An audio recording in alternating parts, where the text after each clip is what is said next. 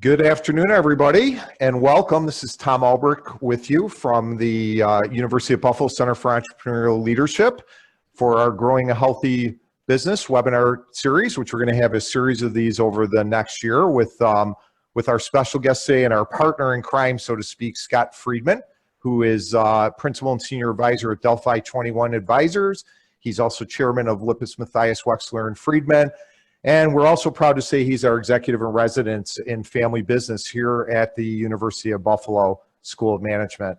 So let me introduce Scott to you. Today we're going to run you through some basic background information about family business for our first webinar. And then as we get deeper in the series, we'll dive deeper into some of the subject matter in future webinars with you. So a little bit about Scott. So Scott, thank you for being here with us today. No, Tom, it's my pleasure. Great to be here. Yeah, thank you. And we're really proud to have you as executive residence here with your vast background. And we talked about your role here at the law firm, but also with Impact Capital that you helped form. And Scott also has a series of family business books that he's done with different people over time, how to run a family business, form your own limited liability company, The Successful Family Business, Secrets from the Delphi Cafe, Unlocking the Code of Happiness, who he wrote with Bob Rich. And there's several others, too many for us to list here, but also has written quite a bit of articles. And one of the more recent ones, I shouldn't say more recent ones, but recently within the last year was with the Buffalo Law Review with some of its partners, where he wrote a law review article on family business in the 21st century and stage 4 planning strategies. So welcome, Scott. We're glad to have you here. We're going to dive in and we're going to get your view on a lot of this subject matter. Excuse me. So let's start by talking about some positive family business statistics. I love to start with the positive, and that is 90% all U.S. businesses are family controlled. A lot of people are surprised to hear that. 35% of Fortune 500 companies remain family controlled, and 64% of the U.S. GDP is produced by family business. Some pretty interesting statistics. Absolutely. 90% of the businesses, as you say, are family owned or controlled, and that ranges from the small mom and pop's corner store to some of the largest and best known publicly traded companies like Ford Motor Company. Yeah, excellent. Lot of businesses, and 62% of U.S. employment is generated by family business. Really interesting stats. 78% all new jobs created by family business. So some of the more engaged companies in the marketplace. Right, and they tend to be loyal and supportive. Family owned is often family. There's a culture around family oftentimes, and so loyal, supportive, great pieces of our culture and fabric here in this country. Absolutely, and especially here in Western New York, we have some great family businesses that are a backbone of our community here. Yep. Excuse me. So we have also some interesting stats around women in family business. 24% of family-owned businesses are led by female CEOs or presidents. Kind of a low number. I know the world is working on this today, and hopefully getting that number up. And 60% of family-owned businesses have women in top management positions, while 31% of family businesses have indicated that the next successor is a female. So you see that 24% number already starting to move up with the 31, but we do have a long way to go in this area. Would you not agree with that? Oh, absolutely agree with that. So now I guess what we've labeled here are some of the sobering family business statistics when we look at family businesses, and that only 30% of family-owned businesses make it to the second generation, and only 12% making it to the third generation, and 3% of family-owned businesses making it to the fourth generation and beyond. So do you I think lastly, the fact that many family businesses fail by the fourth generation. Yeah, so a couple interesting points around these statistics, Tom. First, it's interesting that these statistics hold up around the world. These are just not statistics for the family-owned businesses in the United States. In fact, as we were doing research for that law review article you mentioned, we came to appreciate that the proverb of shirt sleeves to shirt sleeves in 3 generations has a analogous saying in almost every country around the world.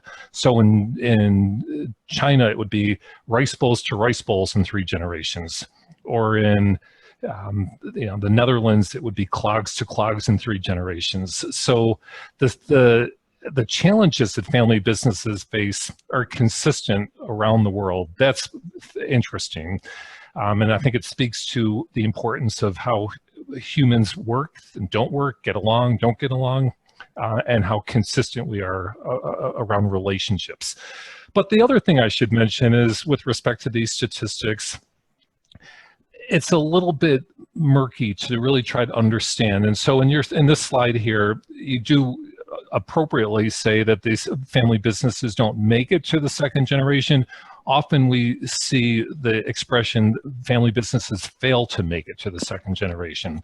And because family businesses are typically and understandably very private, they're not public companies, so what happens within the family often stays within the family, and only the people who really know why a business is sold or been transferred are the family members and their key professional advisors. It's hard to know whether a business failed because of conflict or because there was a great opportunity to exit the business for an attractive financial return. But we do know from a lot of reported cases, well-known families that have been on the front pages of newspapers and magazines, the Gallows, the Guinness family, Gucci family, that a lot of families erupt into conflict, and we suspect that a lot of these statistics are a result of families unable to get along over time. Great. That's some good background and some good clarification. Thank you. So some other family business stats about succession: 40% of all family business owners expect to retire in the next decade. These are some pretty fantastic stats when you look at this, and 47% of those retiring have not really selected a successor yet.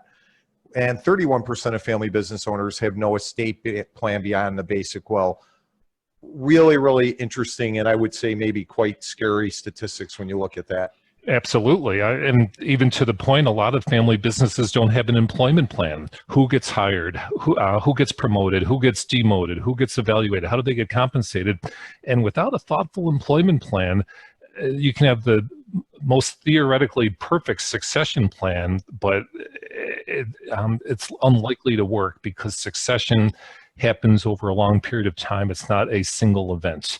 You need to hire the right people, make sure they're doing the right job and they're qualified and capable of one day taking over a business.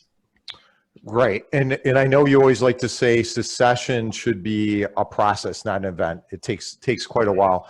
When we kind of look at these stats, some of the numbers we've seen recently, over 10.4 trillion of family net worth will transfer by 2040. And I drew this little drawing. Well, I didn't draw it. I put it up here for you. But if you look at, a lot of people can't comprehend what $1 trillion is.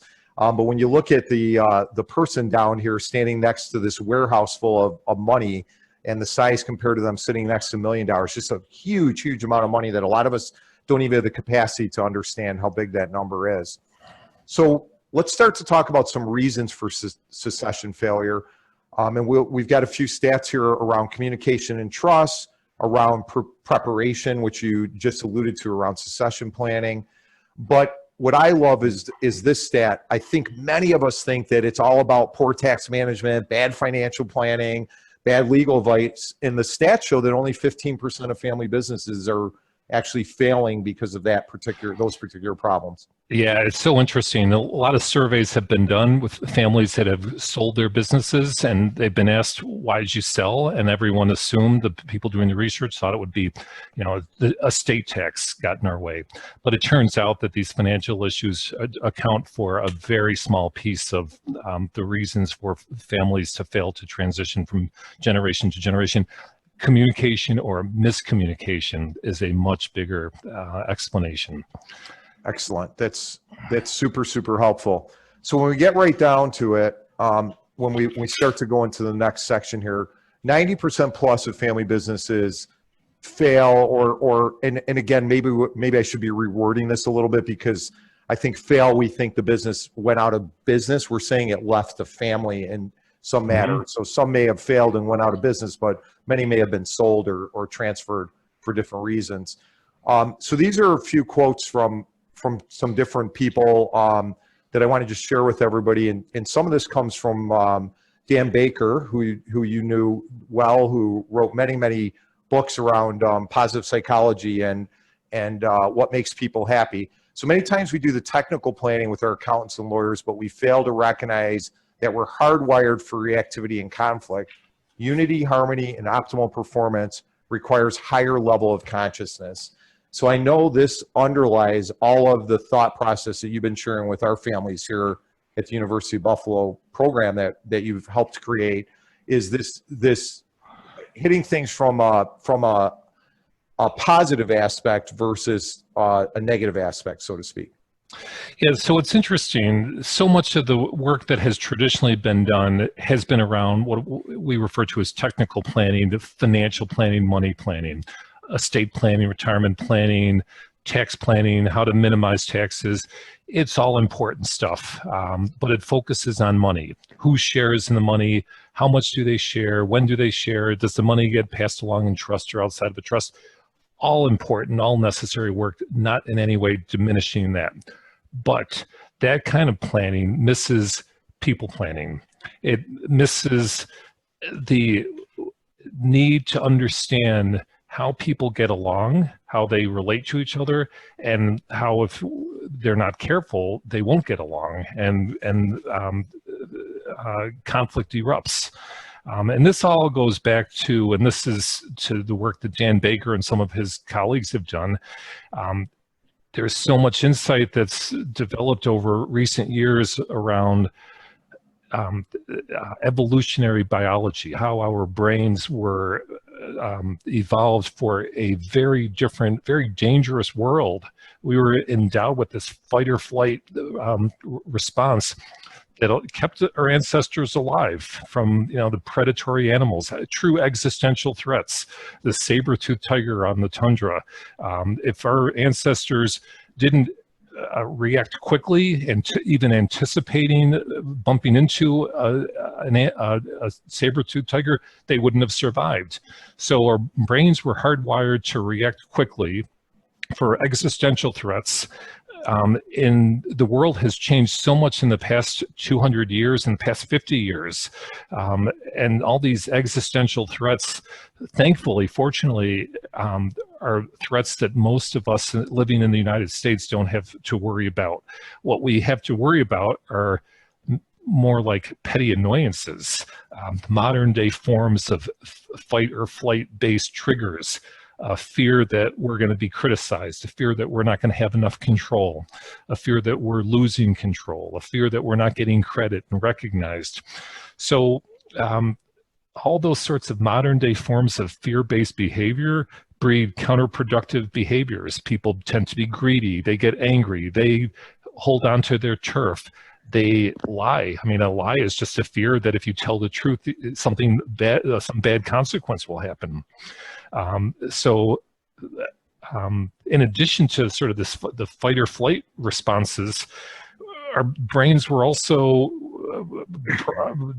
developed in ways that today leads us to make irrational decisions, to have memories that aren't as reliable as we think they are. All these sorts of byproducts of our ancestors living in a very different world than we live in today can create problems if they're not understood and managed.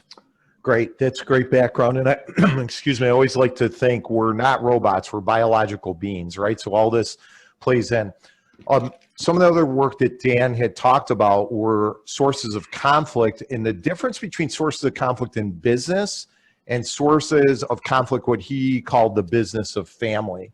So sources of conflict in business sometimes arise around status and power, around money and resources, around the vision of where the company's going, where sources of conflict in the business of family are often around values, perspectives as family members, and needs of family members as they work together inside the family business. And he also talked about other sources of conflict being our expectations, our need to be right that you just alluded to. So let me jump to this concept of what I like to call our Gator Brain, and you referred to that a little bit. And I know you really appreciate this book, Thinking Fast and Slow by Daniel Kahneman. And he talks about the idea that are susceptible to systematic errors is now generally accepted. Yeah, fascinating work. And Kahneman is a Nobel Prize-winning professor at Princeton, and like other of his colleagues, doing great research on how our minds work and don't work. So interesting, and so many different day-to-day examples. I just read something yesterday about our healthcare as an example. If we have a problem with our health, we tend to go to our longtime trusted family doctor, and whatever he or she tells us is wrong and what we need to do, we're likely to accept that as the path forward. But if a friend of ours or a family member comes to us and says, "Oh, I just went to the doctor and they think I have this issue or that issue, what do you think?" We're much more likely to say, "I'd get a second opinion." It's just an example of how we think about someone else's healthcare issues differently than we tend to think about our own. So many examples like that. Some relate to business and some personal. Yeah, that's good stuff. It really interesting and a great book. The other area that you did talk about earlier were social sciences in real life, which I know the way you approach planning is really hard based in this. And you talked about the saber-toothed tiger and how we respond in today's world.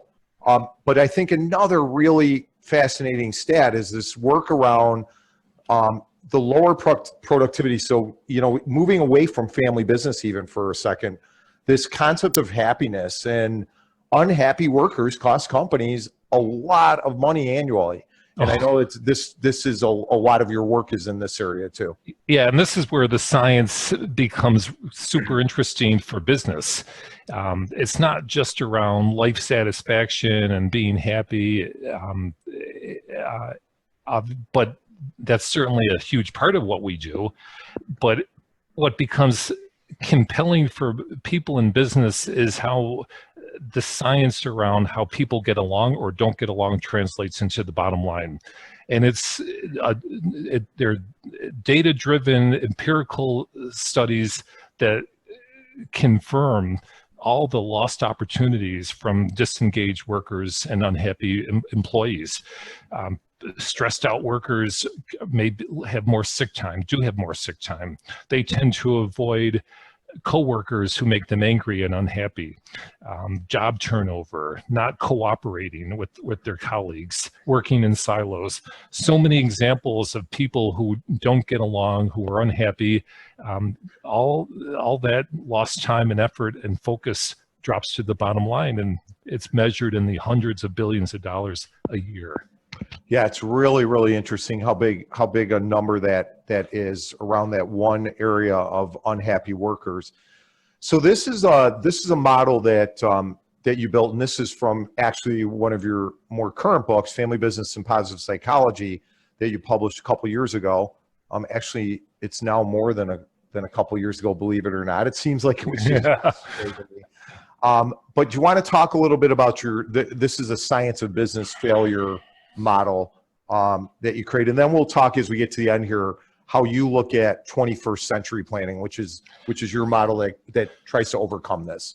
Yeah, so I was always fascinated around how is it that family members wind up suing each other and arguing and not talking to each other, and I try not to overuse the word tragic. I tend to reserve that word for serious healthcare problems and life or death situations. But I have to say, over the years, as I've seen family members, family relationships implode, and parents not talking to children and siblings not talking to each other, that to me is tragic. So in studying and working with families over the years, I began to focus on the start of the relationship and the transition over time.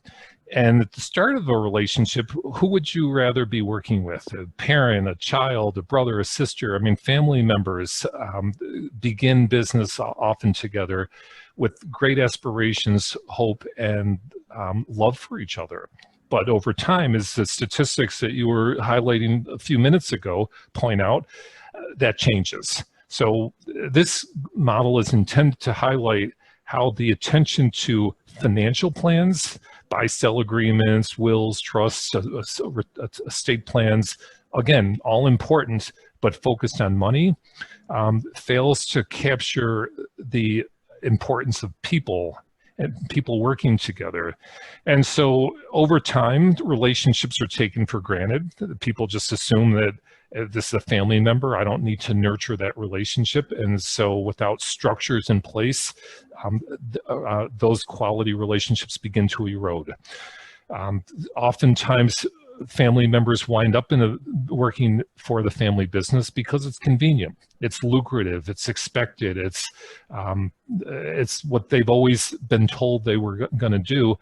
This actually goes to a little bit of the book I wrote with Bob Rich some years ago, Secrets from the Delphi Cafe. We have an acronym in that book on happiness, and one of our P's in the word happy was for passion, to the importance of people finding their calling in life. And it may be related to the family business, and that certainly has happened even here locally with some great examples, but it's not always the case. Miscommunication, people take communications for granted, and there's so many great examples. There was a mom and pop shoe company in Germany during the First World War, and two brothers had built a little bomb shelter to go hide when the Americans and Allies were dropping bombs. And one brother got there first, and another brother got there a little bit later with his family, and there was a miscommunication, and the second brother who arrived late thought he heard his brother say, "Oh, here comes, my brother and his family." And there was an apparent miscommunication around what was said, how it was said, and what wasn't said. And so the brothers never spoke to each other again because of that miscommunication. And interestingly, super interestingly, that little mom and pop shoe store split into two. And one brother set up his company on one side of a river, and that became Adidas. And the other brother set up his company a stone's throw away on the other side of the river, and that became Puma. So an example of a miscommunication, those brothers never talked to each other ever again. Unprincipled decisions, another factor that over time gets in the way of trust. Am I making a decision as a parent or as a CEO? Am I putting my family first? Am I putting the business first? Sometimes without clarity around core principles and to use as a compass, decisions are made that may appear to be, or in fact are, inconsistent and biased, and that sort of whether it's thoughtful by inconsistency or unthoughtful, either way, it's perceived as being unfair to someone, and that gets in the way. And then insular perspectives. This goes back to the work around how our brains work and don't work, what we see, what we're unable to see and process rationally. I worked with the family business some years ago. They had spent $25 million building a manufacturing facility in the South. This is a company in the Midwest, only to decide maybe it was a bad idea. They didn't have outside perspective on whether that initiative was a good one or a bad one, and it turned out to be a $25 million mistake because they didn't have more robust outside perspective. So this graph is intended to highlight a number of factors that relate to how people get along, don't get along, think, don't think, and over time, unmanaged, erode on the margins, but day to day, little by little, trust. And without trust, there's nothing left but conflict and disagreement. Yeah, absolutely, and it reminds me a lot of Lencioni's work, right? The base of everything is having trust, and this is the beginning of a lot of what we'll be talking about, as we finish up today, but moving forward. And believe it or not, as we've worked here at the center in this area, so many times I find that people are worried about the buy-sell agreement, and as you said earlier, not that they shouldn't be worried about that, but people don't pay attention to these other pieces, which is really quite fascinating in a lot of the work that we're doing. And again, this is just a reminder of everybody that this drawing from the Family Business Council that looks at all the permutations of where you could land in a family business, right? And well, again, yeah, and I'm sorry, I would just add, no, go ahead. On this one, this is important work that came out of Harvard back in the early 70s, and this advanced the work around family businesses because it helped people understand what their roles and responsibilities are and are not. Just because someone's a member of a family, it doesn't mean they can walk into the business and start giving decisions and orders as if they're an officer or director. This created structure in addition to sort of the traditional work around estate planning and tax planning, wills and trusts. This created another level of understanding around roles, responsibilities, how families work together, but it's still left more work to be done. Yeah, excellent. Then we move into the area that we're really passionate about, in the applied sciences. And if you want to talk a little bit about positive psychology and happiness. Yeah, so this is the most interesting part of what we do, because a lot of people focus on the trusts and the estates planning and the traditional consulting work. Again, all important, but there's been a lot of work that's been done over the past 30, 40, 50 years that recognizes, again, how people and organizations flourish. Sciences like positive psychology, social neuroscience, behavioral economics, what works, what doesn't work, how people and teams and organizations flourish or languish. And it's becoming, as this slide points out, increasingly recognized by leading authorities. The Harvard Business Review puts on the front cover the iconic yellow smiley face. Businesses, great businesses around the country and around the world, are focusing more and more on culture. They get it. What remains fascinating to me, sadly fascinating, is the failure of too many family businesses to recognize these important insights. It's one of the things that you and I and our team here at the University of Buffalo has been focusing on, creating an innovative approach to integrating and teaching, coaching people around how this science can be applied to help them personally and their businesses. Yeah, and there's lots of data about in the business world, and now applying it to family businesses, about positive work culture and how we talked before about negative consequences of I guess what we call poor cultures. But here's some of the stats if you want to talk a little bit about positive work culture and how it can impact, and if we can translate some of this to the family business, what an impact that can have. Yeah, so this is fascinating. I mean, there's been great insights from the world's great religions and great philosophers on how to live a good life and how people get along or don't get along. What's interesting around the work that we're doing here at the university and at Delphi 21 is applying science from schools like University of Buffalo and Harvard and Yale and Stanford. Researchers that are studying factors like loyalty, engagement, trust, respect, kindness, likability, forgiveness, compassion. Stanford University has a center that studies what is forgiveness and how to use it and apply it in day-to-day life. Think about that. I mean, all these great values from, Christianity and Judaism and Buddhism and Islam. I mean, now being studied and being translated into bottom line, empirical, data-driven findings that translate into culture, driving bottom line success. People that are in a great work environment are more creative, they're more energetic, they're more productive, they're more likely to be promoted, they're contributing very differently. So this is the flip side of the negative statistics, which is on the next slide. Yeah, which some really crazy statistics here when you look at this stuff. Yeah, if people don't like who they're working with and they don't respect who they're working with, they're less committed, they're not working as hard, they lose time worrying about the incident, they avoid the offender, they change jobs, and the expense of when organizations lose workers, that's enormous. And they take out their frustrations on customers.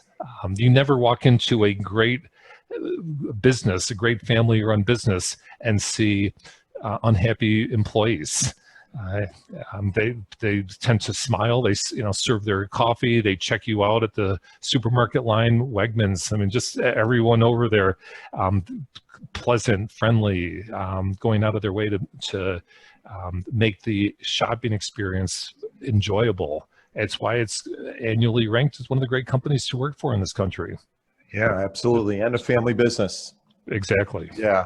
So the science behind typical family communications, unfortunately, sometimes looks like this.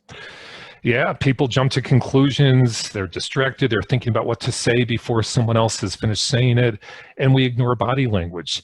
Just another example of insights from science. I mean, there are studies out at Stanford University about the importance of the words that we use in terms of how we communicate. And interestingly, words account for something less than 10% of the message that's transmitted from one person to the other. It's the body language. Are we smiling at someone? Are we paying attention? Or are we looking at a phone and maybe even not just looking at the phone, but replying to an email or text message while we're in a conversation? Do we look engaged? Do we look like we're listening? Are we listening? What's the body language? That is often ignored, and there are consequences to that, and that helps explain miscommunication. Yeah, unfortunate, and it's becoming more and more so today in this fast-paced world that we live in. And you talk a lot about principled actions, expedient actions. So, in a sense, taking the high road in communications, and how if you do that consistently, you'll begin to enhance trust between individuals and family members. Yeah, I mean, I again recognize the importance of the more traditional PE financial ratio, price to earnings, and measuring performance of stocks. But the more important ratio, in our view, is the ratio of principled actions and decisions to expedient or ad hoc random decisions. And by principled, we mean decisions and actions that are based on a company's articulated vision, mission, core values, plans, and policies. So decisions are thoughtful, they're consistent, they're fair, and they're perceived and understood as fair, not biased. It may be the wrong decision, and that can always be revisited, but the leaders and people making the decisions can't be accused of breaching trust and ignoring the quality of the relationship. They're simply making the decision at the time that was consistent with their principles. Excellent. And let's talk a little bit as we begin to pull things together here and end our time together in a little bit. Let's talk a little bit about what you refer to as the 21st century planning that we try to embrace, and the roadmap for success, which would be different than the last graph that we looked at. Yeah, so the last graph that we looked at helps explain why so many family businesses don't make it from generation to generation, because they take trust in the people around the table for granted. Excuse me. So what this graph is intended to highlight is the importance of complementing financial planning with people planning. And in this case, we focus first on making sure that the people part of the equation is rock solid. We don't take, and we work with our clients to make sure they don't take culture for granted. We focus on constructive conversations, how to balance possibility seeking with problem solving and looking for solutions, not just pointing fingers at people, helping ensure that people, particularly heirs in family businesses, second and third and later generation family members that have an opportunity to work in the business, understand their blessings and the gratitude and appreciation. So we focus on how to have constructive, appreciative conversations. PE Max is what we just talked about a bit a moment ago, making sure that decisions and actions in an organization are fully in the numerator of that fraction, fully principled and not what we refer to as PE low, or the decisions that are occasionally in the denominator. Good fit. This again goes back to the book that I mentioned before that I wrote with Bob Rich, making sure that people are in a business because it's their passion, it's their purpose, it's their calling, not because it's lucrative, convenient, easy. And we help people understand through assessments on being in the zone or flow. Are their challenges and their skill set and their experience appropriately matched so they're not bored or stressed, but instead they're fully engaged? And then, good governance that highlights the importance of getting some more independent perspective from key advisors, round out the more insular perspectives that a family might have if they don't get the benefit of some outsiders, and then building off of those structures with the financial planning. The estate plans, the retirement plans, the tax plans, they tend to be more thoughtful, more holistic. It encompasses how everyone's going to work together based on a lot of factors, not just tax planning efficiency. And then with that sort of foundation, we have found in our work that our clients are much less likely to be in irreconcilable conflict. It's not to emphasize that conflict's a bad thing. It's, in fact, disagreement can be a great thing because you get people sitting around the table kicking ideas around and sharpening the saw, making sure that the ideas are refined and really carefully thought through. But what's important is that people learn to disagree agreeably. And with the right tools and structures in place, there should be much less irreconcilable conflict. And I might just add as one last point in terms around science, there's a whole body of science sort of commonly referred to as game theory that we have used successfully in working with our clients who come to us in conflict on the verge of litigation. We help them understand the costs of competing with each other versus the benefits of cooperating. What would it mean if you put your business up for sale at auction versus what would it look like if you could figure out how to get along for the next year or 2 years civilly and build your business and then try to sell in a more rational way? And we've even had situations where people have come to us thinking that, okay, they're going to hang in there for another year and go with this approach, and then they'll sell. But things have worked so well, and they've rebuilt their trust over that period of time that they've just stayed in business and continued to grow. It's a beautiful thing. Good stuff. It's a great model, and love working with this model with people. And this is one of our last slides for today. But to kind of sum it up, the 21st century planning process is really about, we're not ignoring the financial planning, but we're combining it with the people planning. And again, as I said earlier, it sounds common sense, but so many times people ignore it. Would you agree with that? Absolutely. Yeah, all we're doing here is taking the 3-circle model and making it a 4-circle model. Excellent. So as we close up here today, what we wanted to do is just offer to everybody, we'll be sending out a family business scorecard where you can take this, and next month we're actually going to jump into the scorecard and review it with everybody together. Thought we of course will not share individual responsive information, but we thought next month we could share it as a group. So we'll be sending that out to everybody that's on the webinar and anybody that signs up for next month's webinar. And if you need to get hold of Scott or myself for any other questions, this is our contact information. We'd be happy to speak with anybody and at all. If you're interested, we'll also be posting this webinar if you want to share it with clients or family members, whoever might be interested in it. And here's a list of resources which we'll include for you also as we pull things together here. So again, I want to thank you on the behalf of Scott Friedman and myself. Thank you, Scott, for being with us today. Tom, it's been my pleasure. Thank you.